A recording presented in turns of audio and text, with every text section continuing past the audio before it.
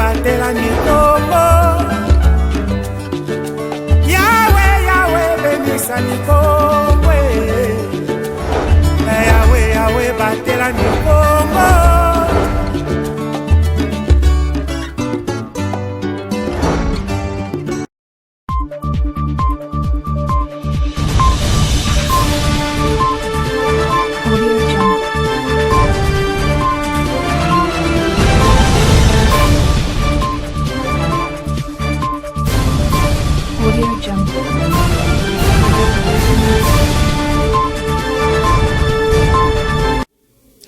Grande est notre joie de vous retrouver dans le cadre de notre session d'information. Mesdames et messieurs, soyez le bienvenu dans ce journal.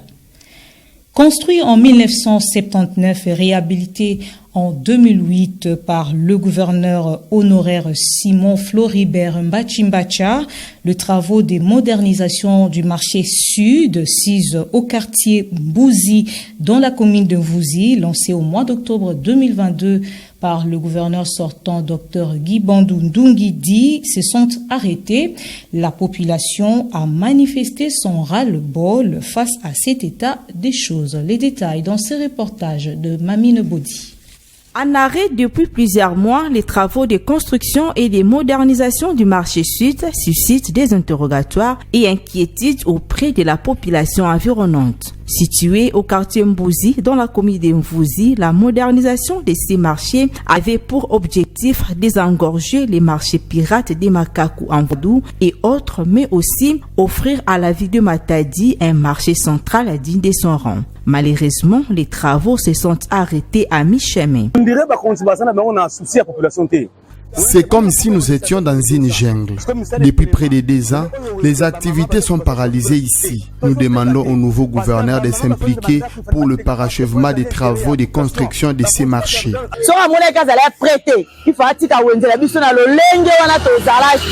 Construire sans terminer, c'est détruire, dit-on. S'ils savaient qu'ils n'étaient pas prêts, pourquoi lancer les travaux? Les autorités doivent du respect à la population. Ils ne courent que derrière leurs intérêts. Il n'y a pas moyen pour nous de vendre.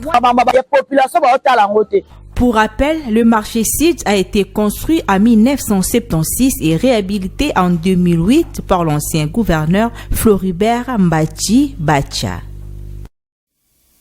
Contacté à ce sujet, le ministre provincial des Infrastructures, Travaux publics et Reconstruction, Jacques Kondé Mombo, a réagi.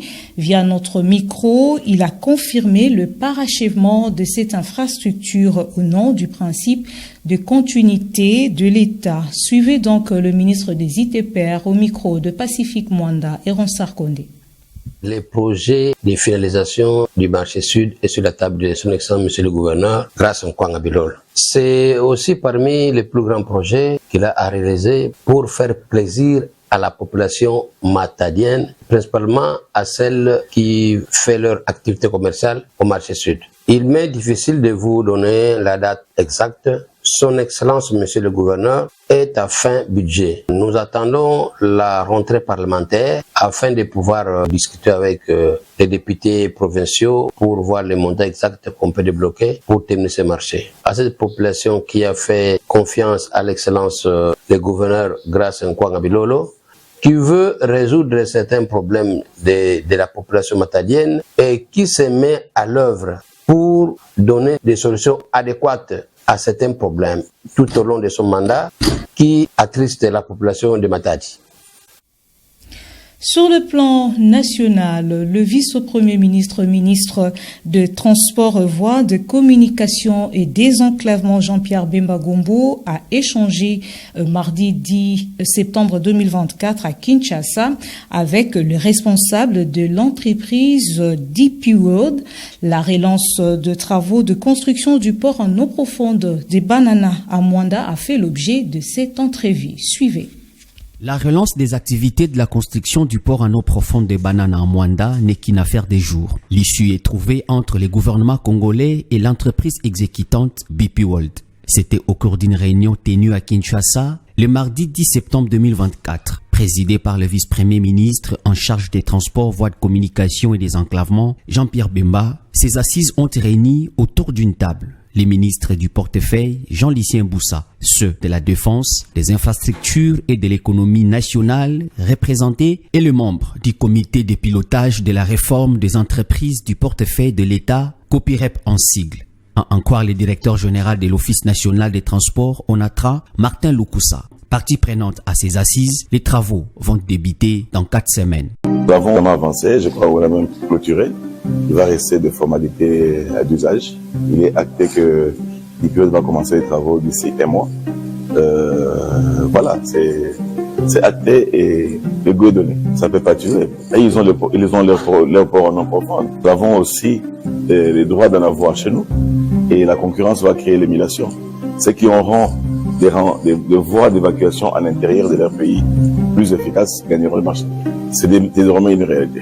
Mais là, nous attendons de la part de nos partenaires du bureau qui vont nous envoyer le chronogramme du début des travaux. Mais ce qui est vrai, c'est que d'ici 1 mois, ils commencent. Rappelons que ces projets représentent un investissement de plus d'$1 milliard américains, un résultat d'une convention de collaboration signée entre le gouvernement congolais et le groupe BP World.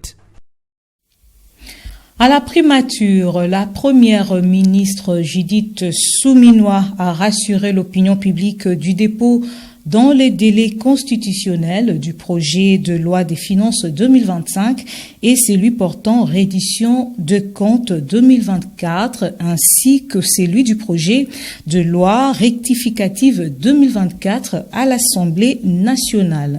C'était à l'issue d'un tête-à-tête qu'elle a eu mardi 10 septembre 2024 avec le speaker de l'Assemblée basse du Parlement, Vital Kamerhe.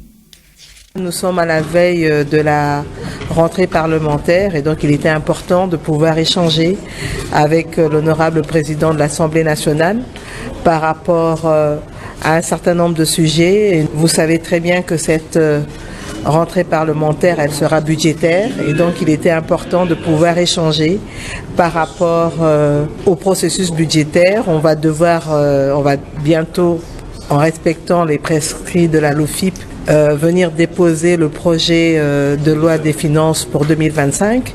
En même temps, il va y avoir le projet de loi pour la reddition des comptes ainsi que le projet de loi rectificative pour l'exercice 2024. Donc tout ça, ça a été les sujets de conversation que nous avons pu avoir avec l'honorable président ainsi que l'honorable questeur, accompagné évidemment du ministre des Finances ainsi que du vice-ministre des Budgets qui représente le ministère du Budget.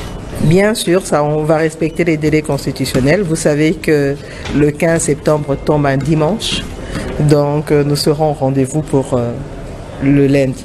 Nous sommes investis depuis le 12 juin et le travail a commencé parce que nous avons été investis sur base d'un programme d'action du gouvernement qui a été validé ici au niveau de l'Assemblée nationale et donc partant de là, le travail a commencé et pour la loi rectificative, pour la reddition des comptes aussi et aussi pour le projet de loi de finances pour 2025. Donc disons que il faut féliciter les équipes qui ont travaillé sur ça, les experts au niveau du budget, des finances, mais aussi du plan, puisqu'il y a toute la partie macroéconomique.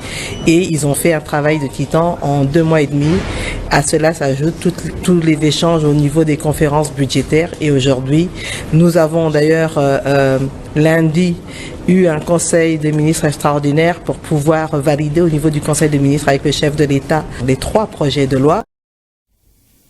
Le sport, on en parle également dans cette session d'information. Journée importante pour les amoureux du football et ceux du championnat de la Ligue nationale de football, Ligue 1, lequel majeur en République démocratique du Congo. Ce jeudi 12 septembre 2024, le comité de gestion de la LINAFoot va rendre public le calendrier de rencontres pour la 30e édition de la première division. Rivinsala. La saison sportive 2024-2025 pour le football en République démocratique du Congo annonce les couleurs. Dans une conférence de presse tenue lundi 9 septembre dernier à Kinshasa, le président du comité de gestion de la Ligue nationale de football, Bosco Mwewu, a annoncé pour ce jeudi 12 septembre la publication du calendrier des rencontres pour la 30e édition du championnat national première division. Plus loin dans ses propos, Bosco Mwewu a laissé entendre que les équipes sociétaires de la Linafoot Ligue 1 débuteront la campagne nationale le week-end du 26, 27 et 28 septembre et pourront toucher une quote-part avant d'entamer le championnat d'élite et que le vainqueur à l'issue du 30e numéro de la Ligue 1 empochera la somme de $150,000 américains, soit 50,000 de plus que celle gagnée lors des éditions précédentes. Nous voulons commencer ce championnat le week-end du 27, 28 et 29 septembre. La publication du calendrier qui va intervenir au plus tard le 12, en respect à la réglementation, 15 jours avant le début du championnat. La cagnotte de l'équipe championne a été relevée. Si dans les années passées, le champion recevait 100,000, cette saison, on lui a ajouté 50,000 au-dessus. Mais tout en vous informant, chaque club recevra une petite quote-part. Nous allons en déterminer la hauteur ensemble avec la Fédération congolaise de football association. Pour rappel, la 29e édition, celle de la saison sportive 2023-2024, a tiré les rideaux depuis le 29 mai dernier et a été remportée par le tout-puissant Mazembe de Lubumbashi. Au passage, les Corbeaux enregistraient leur 15e titre pour le compte de la Linafoot division première. Une édition qui a connu un format particulier composé d'une phase classique et celle de play-off, laquelle a produit en termes de chiffres 565 buts après 236 matchs joués, soit 2,39 buts comme moyenne de buts, couvrant la période comprise entre le 23 août 2023 et le 29 mai 2024. À 2 mois et quelques jours de la présidentielle aux États-Unis d'Amérique, Donald Trump et Harris Kamala ont eu un débat palpitant de plus de 90 minutes sur les enjeux de leur retour en images dans ces commentaires de la France 24. C'était un très bon débat de mon point de vue. À peine le débat fini, Donald Trump considère l'avoir emporté. Tous les commentateurs ne partagent pas son avis. Début du débat. Kamala Harris gagne le pupitre de son adversaire. Celui-ci n'a d'autre choix que de prendre la main qu'elle lui tend. S'ensuivent 90 minutes de duel âpre pendant lesquelles la candidate démocrate de 59 ans a attaqué sans relâche son rival de 19 ans, son aîné. Première tension sur le sujet sensible de l'avortement. Devant les atermoiements du candidat républicain, Kamala Harris se pose en protectrice des droits des femmes. Les femmes enceintes qui veulent mener leur grossesse à terme, qui font une fausse couche, se voient refuser des soins aux urgences parce que les prestataires de soins ont peur d'aller en prison et qu'elles saignent dans une voiture sur le parking. Elles ne voulaient pas de ça, leur mari ne voulait pas de ça. Sur ces thèmes de prédilection, immigration et insécurité, Donald Trump retrouve l'énergie et les fausses informations de ses meetings. Ce qu'ils ont fait à notre pays en permettant à ces millions et millions de personnes de venir dans notre pays, et regardez ce qui arrive aux villes partout aux États-Unis. À Springfield, ils mangent les chiens. Ils mangent les chiens. Les gens qui sont entrés, ils mangent les chats. Ils mangent les animaux de compagnie. Les autorités de la ville de Springfield ont bien démenti ces rumeurs, mais rien n'y fait. Outrance et contre-vérité restent la marque de fabrique de Donald Trump, comme sur l'inflation. Nous avons une inflation comme très peu de gens n'ont jamais vu auparavant. Probablement la pire de l'histoire de notre pays. Elle n'a pas de plan, elle a copié le plan de Biden et c'est juste 4 phrases, comme dans un livre pour enfants. J'ai été élevée comme une enfant de la classe moyenne et je suis en fait la seule personne sur ce plateau à avoir un plan qui a pour but de faire progresser la classe moyenne et les travailleurs américains. Sur l'international, interrogé pour savoir comment il s'y prendrait pour mettre fin au conflit russo-ukrainien en moins de 24 heures, comme il l'affirme, Donald Trump s'est montré confus et a plus parlé de Joe Biden que de Vladimir Poutine. Je veux mettre fin à la guerre. Je connais très bien Zelensky et je connais très bien Poutine. Il respecte votre président. Ok, il me respecte moi, il ne respecte pas Biden. Vous ne vous présentez pas contre Joe Biden, mais contre moi. Il faut comprendre pourquoi nos alliés européens et nos alliés de l'OTAN sont tellement heureux que vous ne soyez plus président. Parce que sinon Poutine serait à Kiev en ce moment avec les yeux rivés sur le reste de l'Europe. Ce sera probablement l'unique débat entre les deux candidats qui, à la fin, cette fois, ne se sont pas serré la main. C'est par là que nous bouclons complètement cette édition du journal. Mesdames et messieurs, merci à vous de nous avoir suivis. Le programme continue sur ma bannière.